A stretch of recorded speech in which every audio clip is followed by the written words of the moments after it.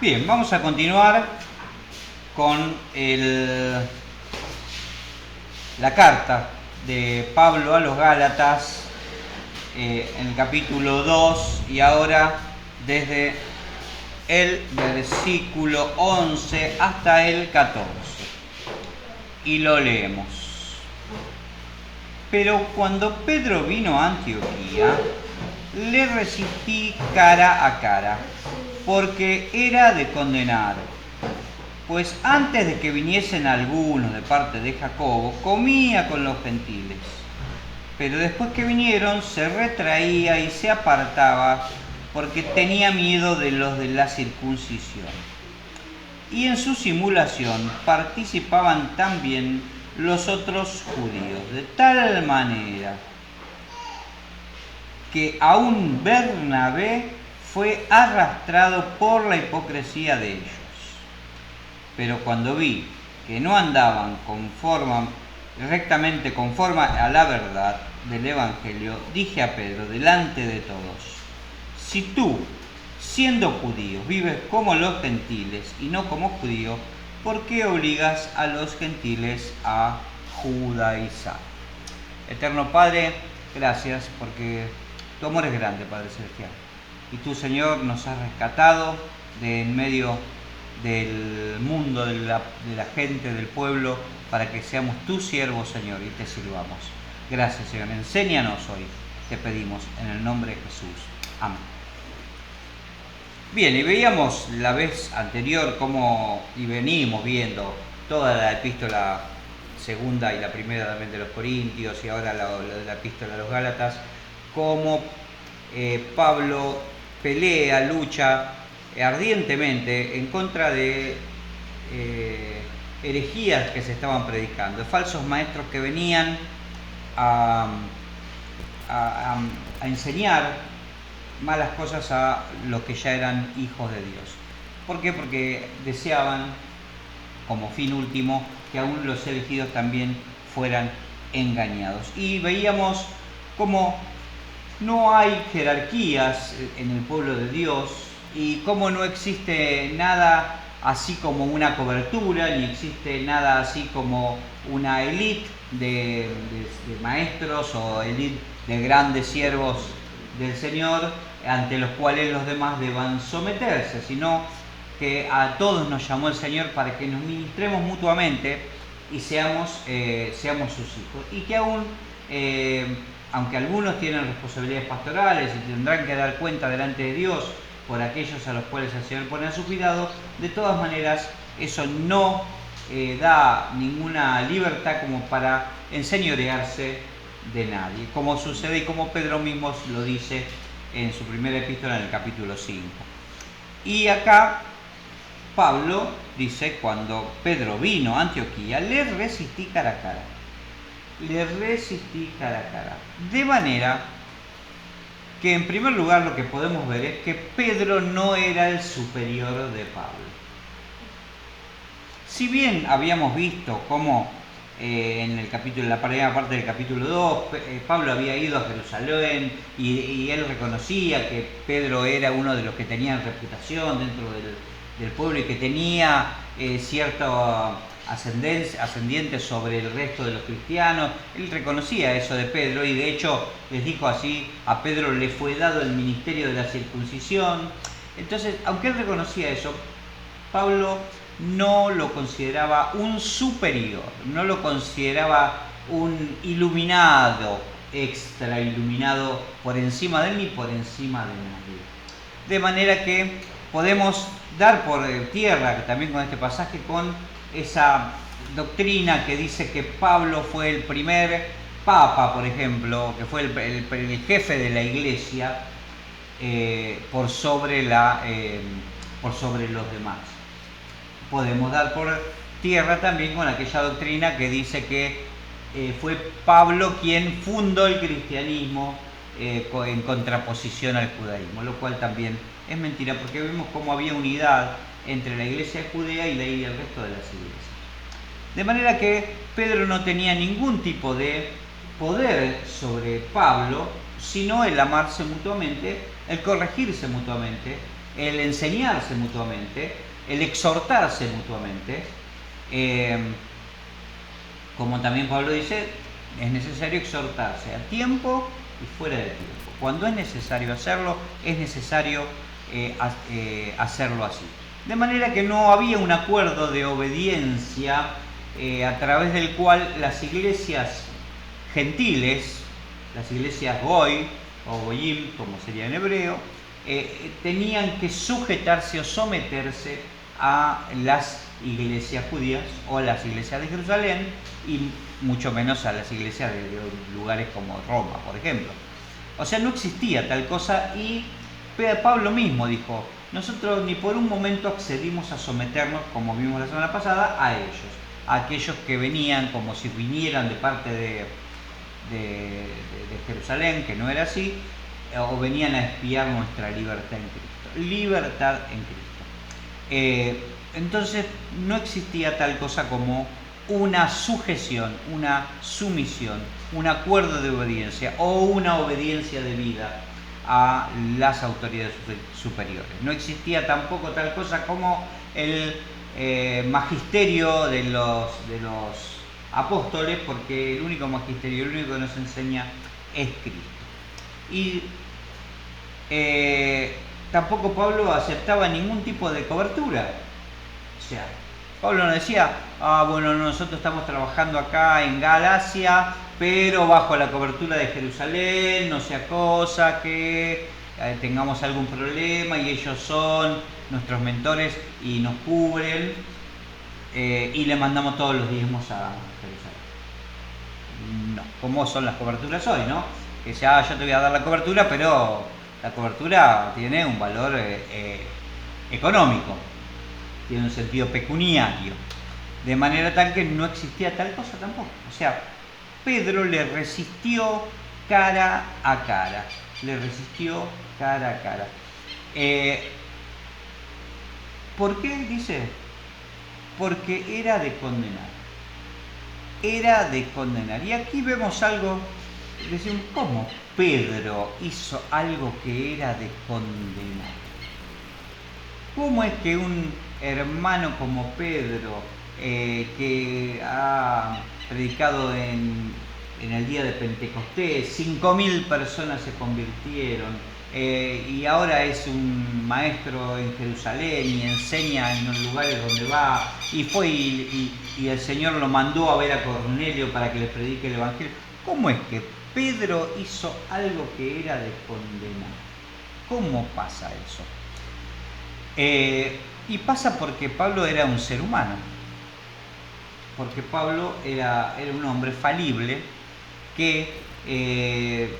al que Dios había encomendado una obra, pero que no estaba libre de fallar. Por eso Pablo le resiste, porque Pablo también sabía de él que era un hombre falible. Pablo es el mismo que en Corintios 9 dice: yo golpeo mi cuerpo y lo pongo en servidumbre, no sea que, habiendo sido heraldo para muchos, yo mismo venga a ser eliminado. O sea, Pablo estaba consciente de su debilidad. Y él decía también: más bien me gloriaré en esas debilidades, como habíamos visto ya, porque cuando soy débil, entonces soy fuerte. Y en este caso, Pedro hizo algo que era de condenar. Era de condenar. ¿Por qué? Porque dice: antes de que viniesen algunos de parte de Jacobo. Estos sí venían de parte de Jacobo. Después de que Pablo había ido a Jerusalén y habían hablado de lo que estaba pasando y lo maravilloso que era ver cómo los gentiles se convertían, muchos de los que estaban en Jerusalén decían: bueno, vamos a ver qué está pasando, cómo es que puede suceder esto. Y habían ido de parte de Jacobo a ver, no a inspeccionar. Acá no dicen que vino a supervisarlos, sino que vinieron de parte de Jacobo, o sea, Santiago, a ver qué estaba sucediendo. Dice: antes de eso comía con los gentiles, o sea que existía una comunión con los gentiles, había comunión con los gentiles, pero después no. después no. Y de parte de Pedro puede sonar hasta raro. Si vamos a Hechos 11,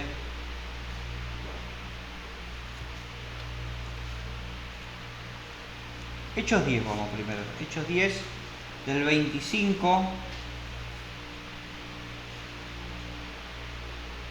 en adelante, es el relato cuando Pedro se encontraba en la azotea. Dios le muestra un lienzo en donde había de todo tipo de animales y le dice: Pedro, mata y come. Pedro le dice: no, porque nunca nada inmundo ha entrado en mi boca. Y Dios le dice: no llames tú inmundo lo que yo santifique. Entonces Pedro entendió que iban a venir personas y que no eran judíos y que los tenía que acompañar. Los acompaña, y cuando Pedro entró, salió Cornelio a recibirse y postrándose a sus pies adoró. Mas Pedro le levantó diciendo: levántate, pues yo mismo también soy hombre. En primer lugar, vemos como Pedro comprendió bien el mensaje de Dios, de que no existía, primero no existía una superioridad étnica de ningún pueblo sobre otro pueblo, como estas personas que querían enseñar en Galacia decían que había una superioridad étnica de aquellos que habían nacido como supuestos hijos de Abraham sobre aquellos que no habían nacido de esa manera. Pedro reconoce y entiende que no existe tal superioridad étnica. Y no existe ni en ese momento ni ahora, ante lo cual podemos afirmar claramente que las costumbres actuales en algunas iglesias de adoptar las costumbres talmúdicas no son de Dios, ni Dios no lo quiere, porque no existe superioridad étnica, ni se es mejor cristiano por aceptar el Talmud o no. De hecho, no.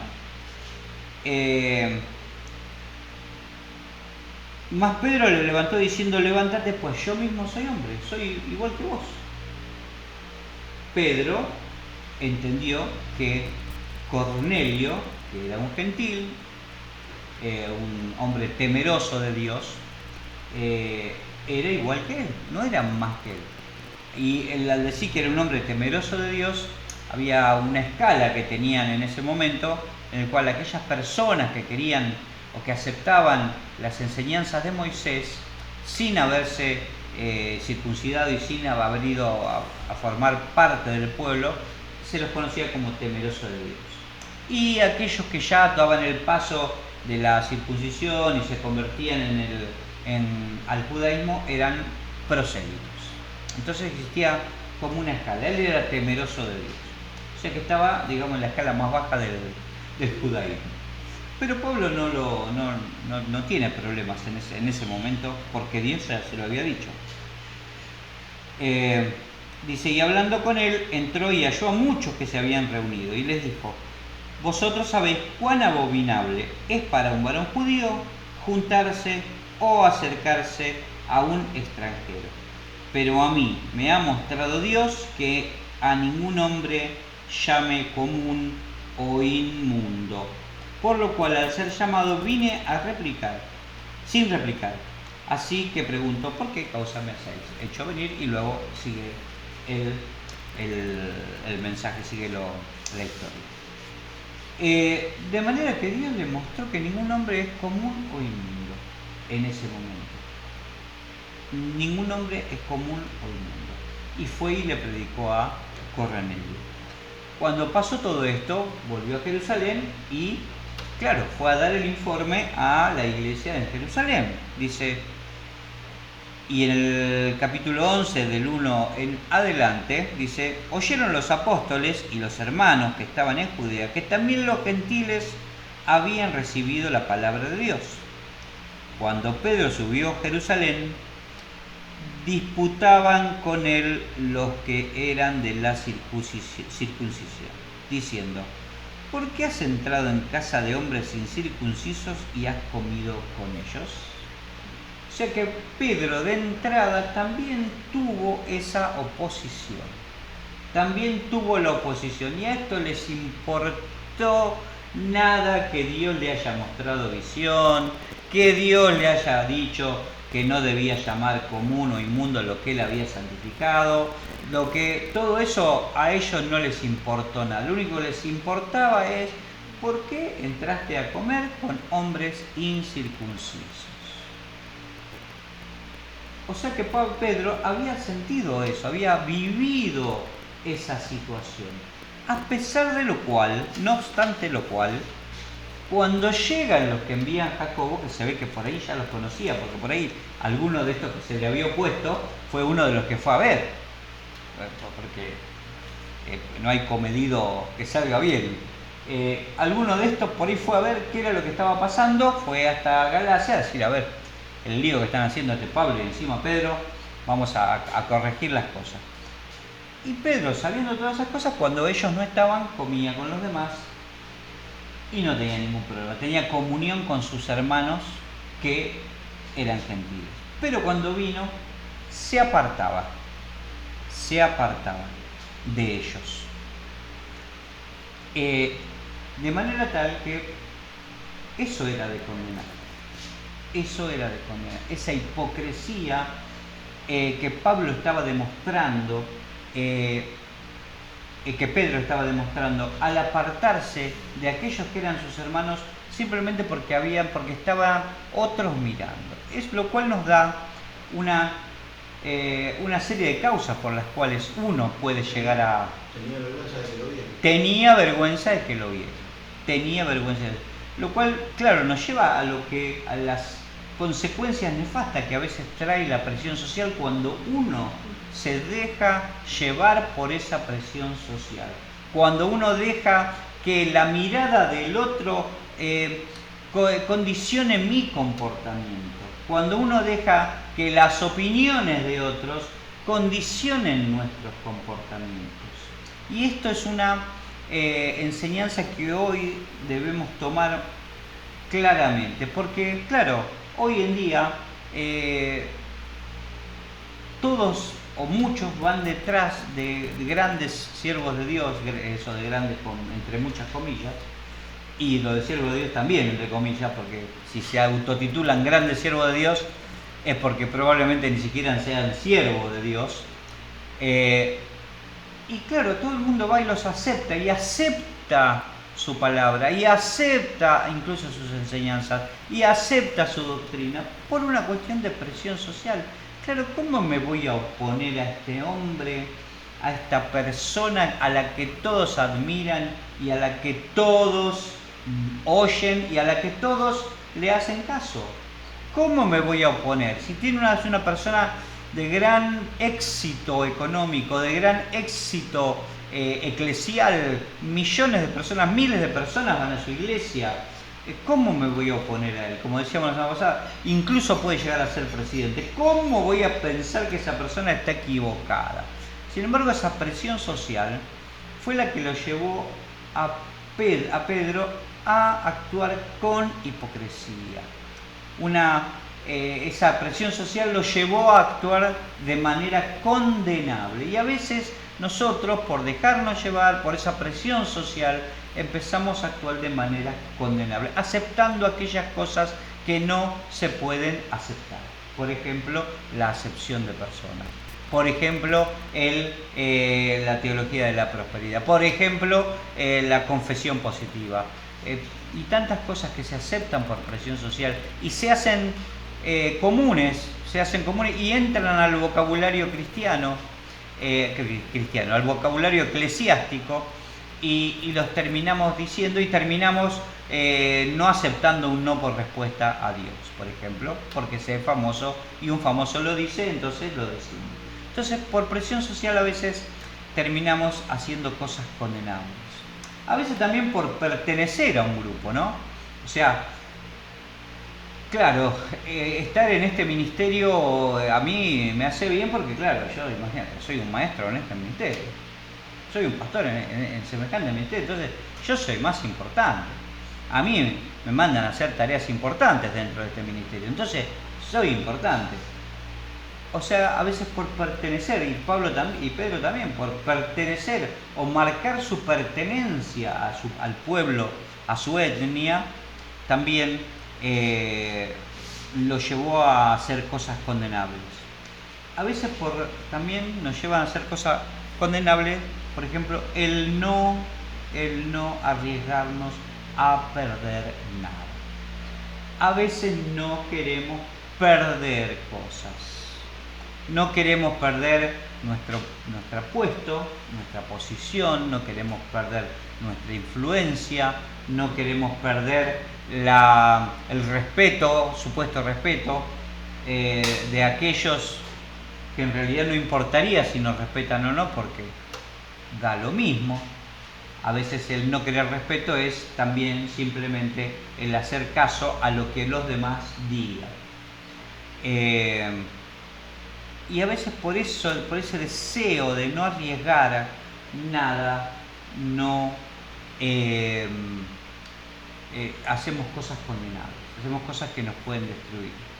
Siempre recuerdo y menciono la imagen de cómo se cazan algunos tipos de monos, que en una vasija colocan, con un pequeño agujero, colocan un trozo de comida, de manera que el monito mete la mano en la vasija, toma ese pequeño trozo de comida y no puede sacarlo nunca, porque está cerrada con la comida. Para escapar podría soltar la comida e irse y escapar, pero no lo hace y lo atrapa. Y a veces nosotros, como ese monito, quedamos atrapados por no perder aquello que tenemos en la mano, porque solemos decir es mejor banana en mano que 1000 en el banano, como diría el monito, pobre monito, lo agarran y lo llevan al zoológico. Y a veces a nosotros también nos agarran y nos llevan a un zoológico distinto, pero zoológico con asientos, en el cual estamos en la plataforma, a veces cantando y a veces predicando, pero no deja de ser un zoológico para que nos tiren un poco de maní, si es que no somos alérgicos al maní. Y lamentablemente, por no arriesgarnos a perder nada, perdemos todo. Como el Señor en Marcos advierte, Marcos 8:35, el 34 vamos a leer. Y llamando a la gente y a sus discípulos les dijo, Marcos 8:34, si alguno quiere venir en pos de mí, niéguese a sí mismo, tome su cruz y sígame, porque todo el que quiera salvar su vida la perderá, y todo el que pierda su vida por causa de mí y del Evangelio la salvará. O sea, que si no queremos caer en nada condenable, en este sentido, como Pedro podría haberse negado a sí mismo, como el Señor le había enseñado, y decir, la verdad, esto que viene de parte de Jacobo, me importan nada. Yo voy a seguir charlando con mis hermanos y voy a seguir comiendo con mis hermanos, que la pasamos bárbaro, se hacen unos asados espectaculares, yo me quedo acá. Encima los compramos más barato en las carnicerías, ahí del templo, y no tienen ningún problema en comer eso, así que le entramos a la salida. Pero no, venían los que enviaba Jacob y se apartaban. ¿Por qué? Porque no estaba dispuesto a perder nada, a negarse a sí mismo, no estaba dispuesto a perder su nombre, su importancia. Y segundo, dice, niéguese a sí mismo y tome su cruz.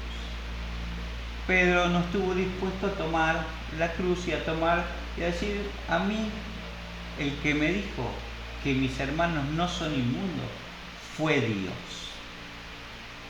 Y lo que vos me digas no me importa, porque Dios ya me habló al respecto. No me importa si no quedó bien con vos, si no quedó bien con el resto de los supuestos hermanos, si no quedó bien con aquellos que teóricamente tendría que quedar bien. No importa. ¿Por qué? Porque Dios ya me habló. Y Dios ya nos habló, hermanos. Ya nos habló a través de la palabra, nos habló a través de la Biblia. Y la verdad no importa si no quedamos bien con aquellos que no importa quedar bien. Si me dicen que no tengo amor porque digo que hay que disciplinar a un hermano que peca, y bueno, pero la Biblia lo dice. Si digo que los que no creen en Cristo ya han sido condenados, y dice, ay, qué poco amor, hermano, que usted tiene, entonces no me importa porque Dios lo dice en la palabra. Y no me importa. Y no me importa si me juzgan y dicen, miren, la verdad qué poco amor que tiene ese hermano. O qué poca sensibilidad que tiene ese hermano. Porque Dios ya habló. Y Pedro le importó lo que decían los que estaban en Judea. Le importó demasiado. Y era de condenar. Porque al hacerlo hizo acepción de personas. Y habíamos visto anteriormente, la semana pasada, cómo Dios no hace acepción de personas. No hace acepción de personas. Ahora Pablo le resistió y yo me pregunté, ¿qué hubiera pasado si no hubiera existido esa resistencia? Si Pablo hubiera dicho, bueno, dejad, viste cómo Pedro, hoy estamos, mañana no estamos, déjalo tranquilo a Pedro que haga lo que haga. Pedro quizás hubiera seguido retraído, Pedro quizás hubiera seguido en esa postura y Pedro no hubiera tenido la oportunidad de arrepentirse y cambiar. Porque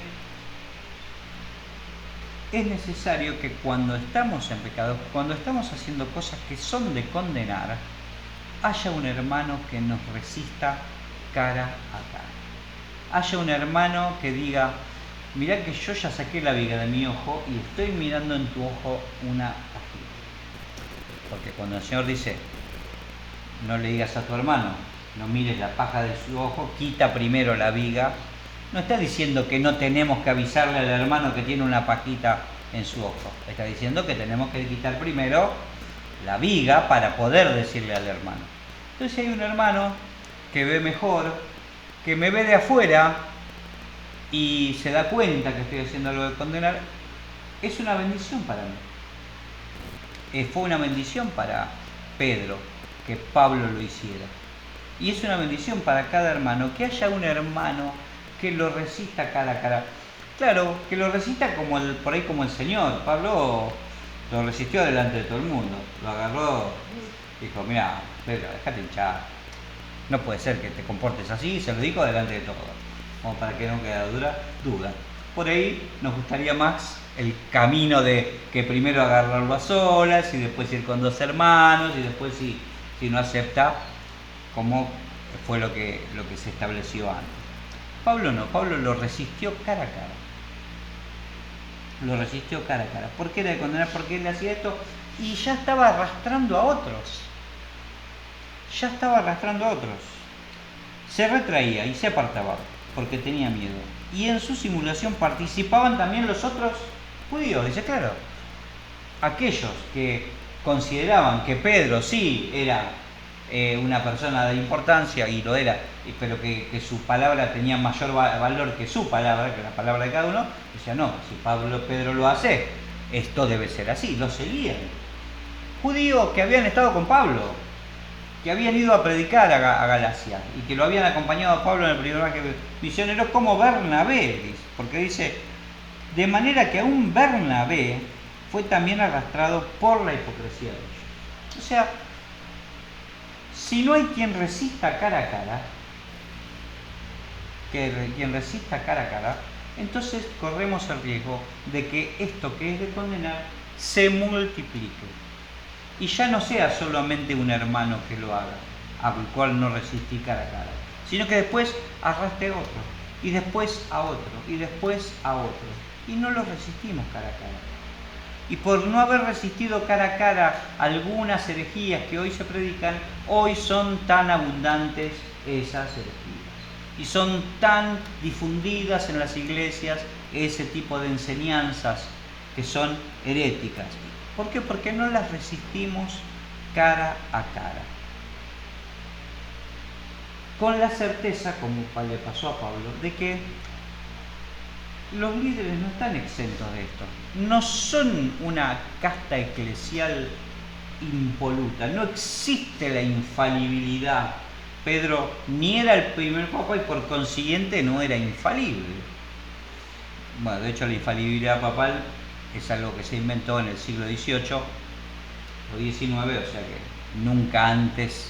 De hecho, algunos papas decían que era una enseñanza del demonio, hasta que dijeron, no, nosotros los papas somos infalibles. Pedro ni era el primer papa, ni era mucho menos infalible. De manera que Pablo, como lo sabía, y como era necesario para que los demás no fueran arrastrados, y para que los demás vieran que aunque fuera Pedro, cuando hay que decirle las cosas, hay que decírselas, Pablo lo enfrentó cara a cara, porque los líderes no están exentos de estas actitudes o conductas que son de condenar. Pero si no hay una iglesia, como decíamos, madura, que con ancianos, diáconos y miembros de la iglesia que lo agarren al pastor y le digan, mire pastor, eso de que los diezmos son suyos, acá no, empiece a cambiar su enseñanza porque eso no es de Dios. Eso es el robo en despoblado. Acá no. Y si no tenemos una iglesia que no lo agarre por ahí al pastor o algún hermano que está en eminencia y le diga, no, mire hermano, la verdad que usted no puede divorciarse y volver a casarse así como así. No, así no va. Si no hay una razón, si no hay como las que Lucas dice, si no es por causa de fornicación, esto no es así. Si no tenemos una iglesia y no quien resista cara a cara este tipo de cosas, entonces estamos condenados a que las actitudes que son de condenar se multipliquen, como se han multiplicado. ¿Por qué? Porque claro, ¿qué pasó con Pedro? Pedro vio a los hermanos y dijo, su corazón le dijo apartar, su mente dijo apartar. Y ya sabemos, siempre lo decimos, y quizás casi todas las predicaciones decimos, engañoso es el corazón y perverso, ¿quién lo conocerá? De manera que, y todos estamos expuestos a dejarnos guiar por nuestro engañoso y perverso corazón. Y a veces, claro, un día no leímos la Biblia y otro día dije, bueno, está bien, no hay que leerla todos los días, ¿para qué?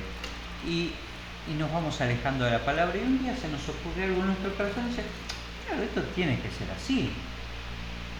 Dios es bueno, entonces todos tienen que ser salvos, como hay cantantes muy famosos que hoy están diciendo eso, que Dios en definitiva va a salvar a todos. Lo cual es una enseñanza herética. Sin embargo, cantantes cuyas canciones cantamos en nuestras iglesias lo están diciendo. Porque Dios es bueno. Hay cantantes y hay pastores que se están yendo al ecumenismo.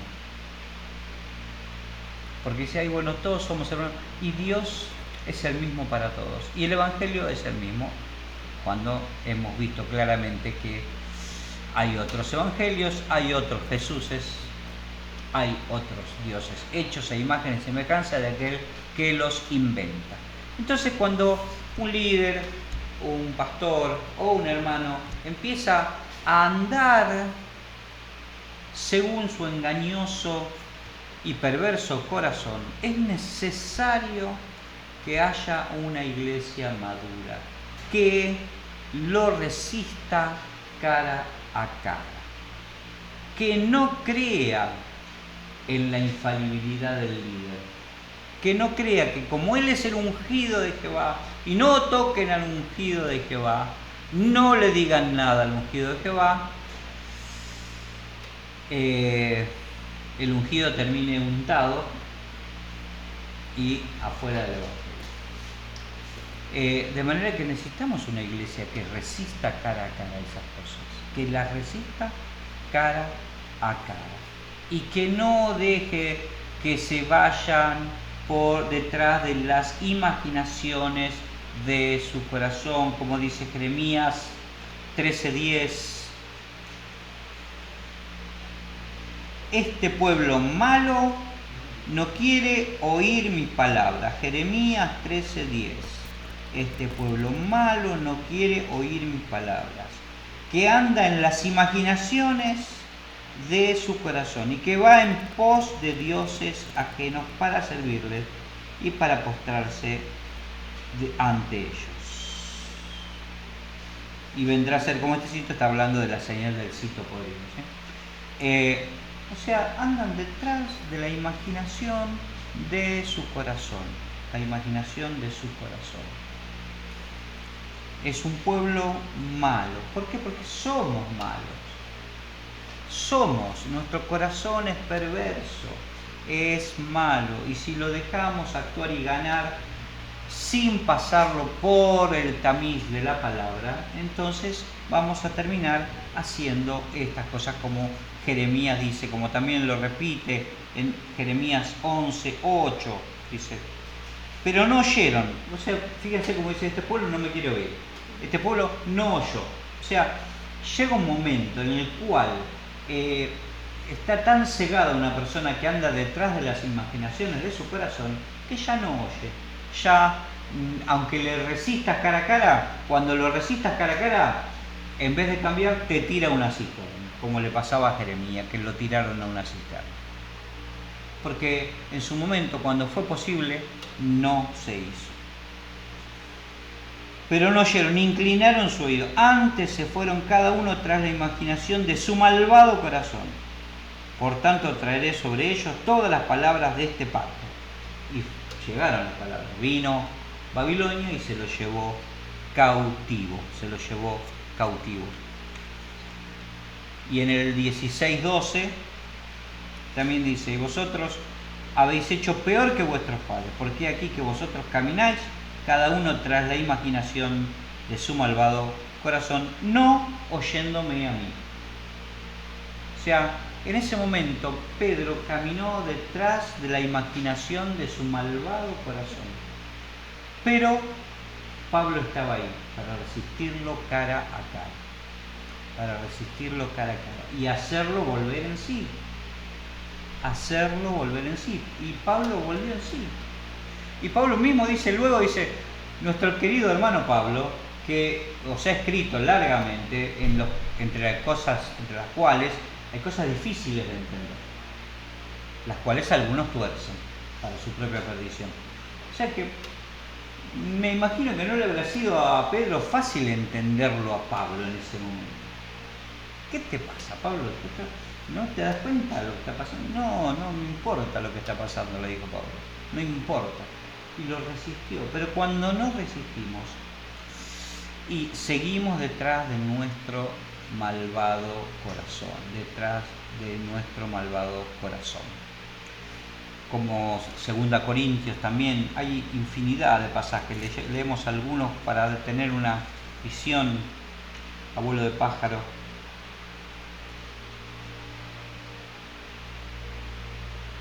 Dice, no nos recomendamos pues otra vez a nosotros, sino que os damos ocasión de gloriaros en nosotros para que tengáis con qué responder a los que se glorían en las apariencias y no en el corazón.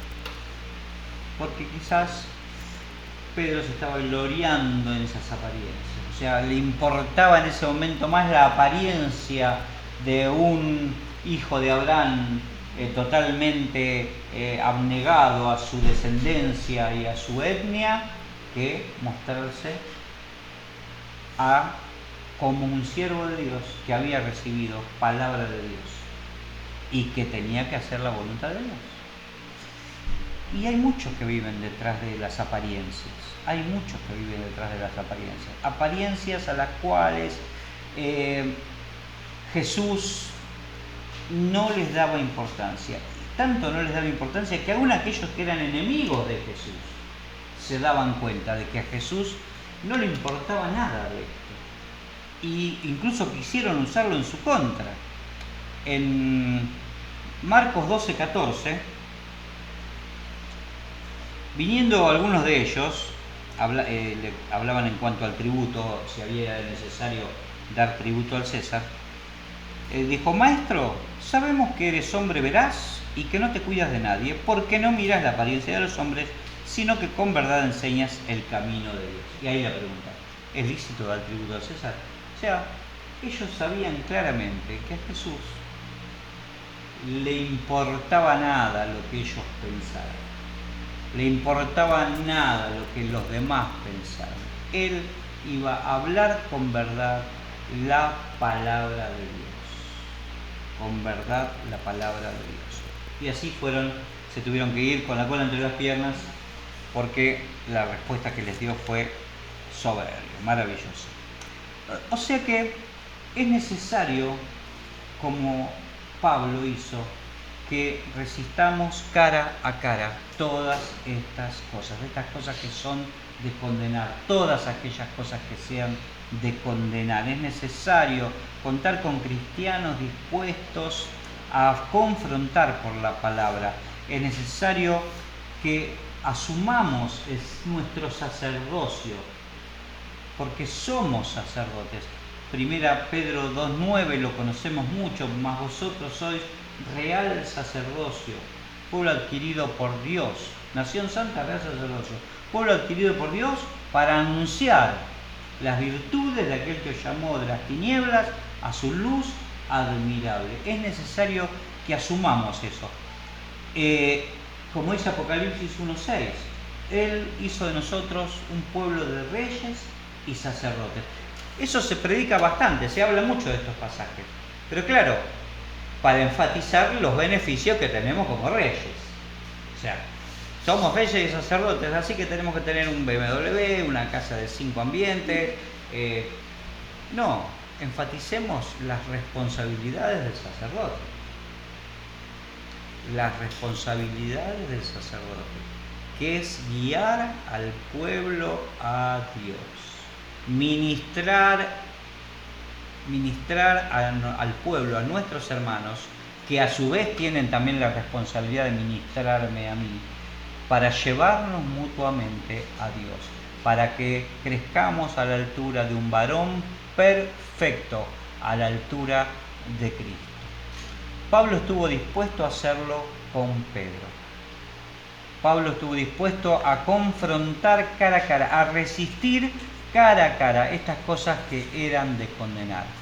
Y Dios nos pide que estemos dispuestos a resistir cara a cara aquellas cosas que son de condenar, y que tomemos nuestra función como sacerdotes, como pueblo santo, y ministremos también a nuestros hermanos y permitir ser ministrados por ellos.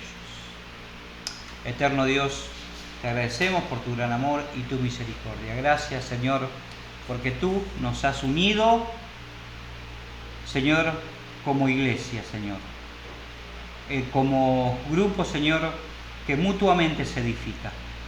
Oh Padre, gracias. Enséñanos para esto, en el nombre de Cristo Jesús. Amén.